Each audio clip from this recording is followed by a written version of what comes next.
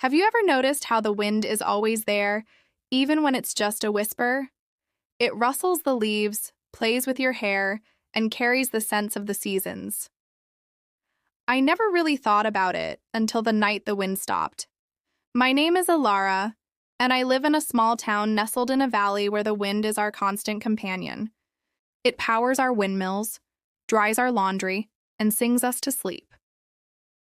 But one evening, an unsettling silence fell over everything. The chimes by my window, which had danced and sung for as long as I could remember, hung completely still. The trees outside stood like statues, their leaves frozen in place. The air grew heavy, thick, and suffocating. A strange stillness gripped our town. At first, it was just odd. But as the hours stretched into a silent, breathless night, a quiet panic began to ripple through the community. The windmills groaned to a halt.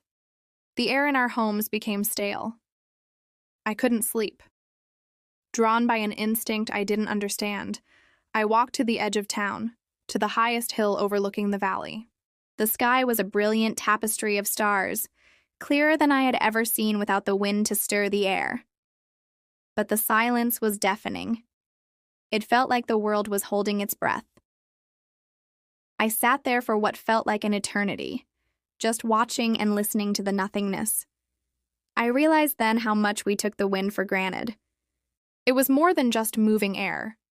It was the lifeblood of our valley, the rhythm of our lives. As dawn approached, I closed my eyes and whispered a plea to the silent world, a simple wish for the wind to return. And then, I felt it. A tiny, gentle caress on my cheek. A single leaf on a nearby bush trembled. Slowly, hesitantly, a soft breeze began to stir, growing stronger with each passing moment. The wind chimes at home began their song once more, a sweet, familiar melody. A collective sigh of relief seemed to pass through the valley as the windmills began to turn. The wind had returned, and with it, the pulse of our world.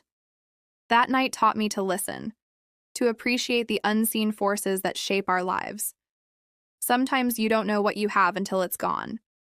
Thank you for listening. If you enjoyed this story, don't forget to like and subscribe for more.